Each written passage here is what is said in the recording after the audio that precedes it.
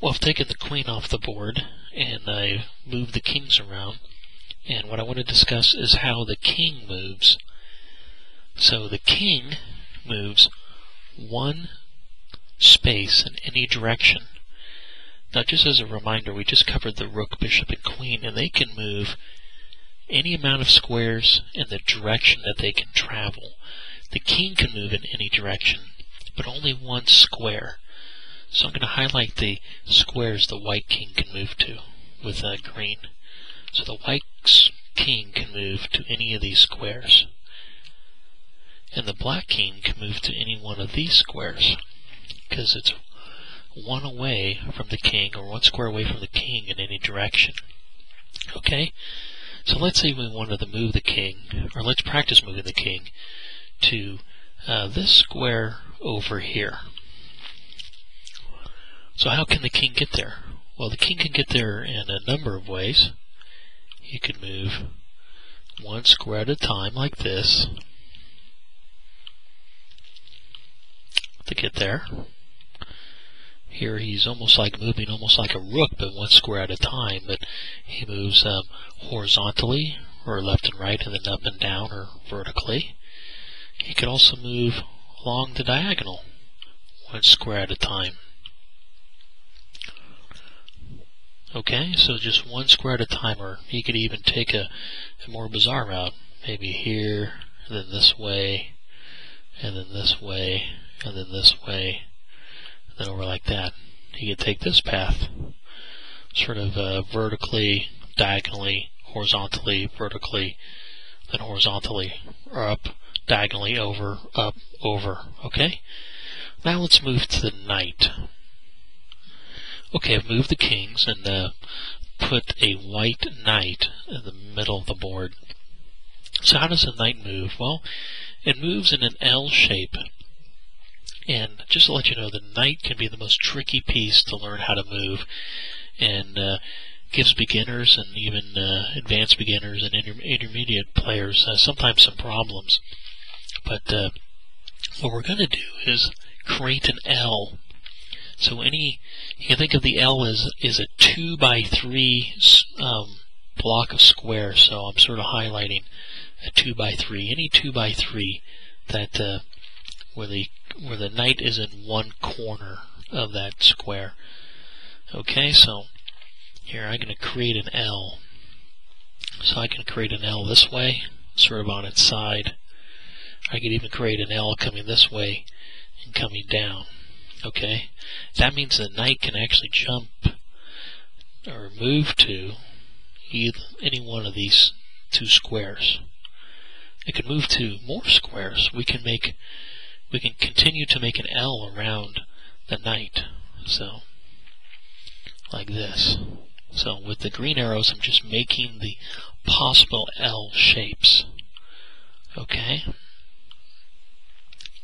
It isn't how the knight actually moves. The knight does not actually move like this. I should have actually drawn an arrow all the way up from here, but sorry for not doing that. So the knight can actually move to any one of these squares that I'm highlighting. Now it doesn't really move. When I drew other arrows, the piece sort of traveled along that path. The knight doesn't really do that. It actually goes straight from the square it's on directly to that square.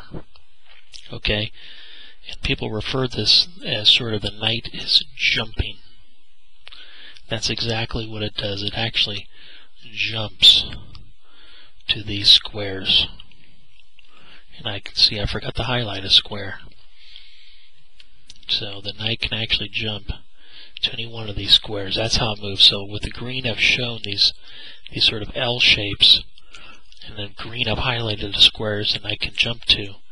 And with the red I've actually shown where it starts from and ends up at it. It jumps straight to that square. Okay, so let's practice moving the knight. Let's say we wanted to move the knight over to this square over here. So how can we get there? Well, we can get there a number of ways. I mean, we could, maybe use 10 moves, but let's just try to use 2 moves to get there. Well, I'm going to create an L shape. Okay, so this is the L shape that I'm going to create. So I'm going to first create this L shape. Okay. So the knight can jump straight to here.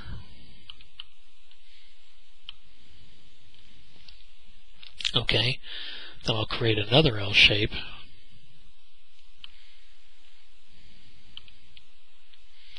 And the knight will jump from this square to this square. So for the knight to get to here, first it's going to jump here, and then it's going to jump here. So I could actually create another L if you did not know, and go from here to here. Once again, I meant to draw the arrows to the beginning of the L back here, but the knight can actually jump from where it is now to here, and then over to here. Okay? Hopefully that makes sense. So the knight can jump. I'll just draw places where it can jump with these red. I'll just jump the knight around the board so it can move here. This is an L shape. And then I can move down to here because this is an L shape. And I can actually move it to here because this is an L shape. This is sort of upside down L. Then I can even move it next to the king because this is an L shape. Okay? Now let's move on to the pawn. Okay, I've cleared the board and added some pawns. There's 3 white pawns on the board and 2 black pawns. The 3 white pawns are here, here, and here. The 2 black pawns are here and here. So how does the pawn move? Well, the pawn moves straight ahead, 1 square at a time. Okay? Now, just to let you know, the pawn cannot move backwards at all.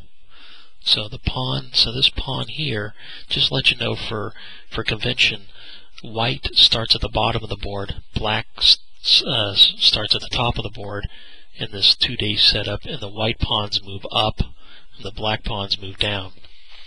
So if you're actually playing against somebody, your white pawns actually move towards your opponent, or your pawns move towards your opponent. So your pawns move towards your opponent, but they can never come back towards you. So think of it as if you move your pawn, it's not coming back, so make sure you want to move it forward. So the pawns move forward 1 square at a time.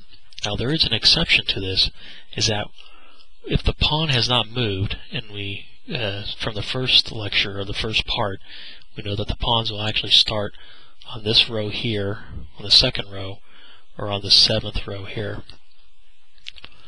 Now they have the option on the very first move to move 2. They can move 1, as this one did, or it can move 2, and then continue just moving forward 1 square at a time. Okay? Now, the only other thing I have to cover is the capture of the pawn. The pawn actually captures different from how it moves. All the other pieces I've described, they capture, or their capture movement is the same as their normally how they would move. But the pawn does not capture forward. And I'm going to cover capturing in sort of the next lecture, but you are allowed to take your opponent's pieces with your piece. That's simply what capture is. And the capture movement of the pawn is 1 space diagonally from it. So, in this case, this white pawn here can capture this black pawn here. And vice versa. Technically, this black pawn could capture this white pawn if it was black's turn. So unfortunately, the pawn does not capture forward. It only captures diagonally 1 square. So just think of it as pawns only ever move 1 square, except for on its first move it can move 2. And when it wants to take a piece, it does it diagonally 1 square.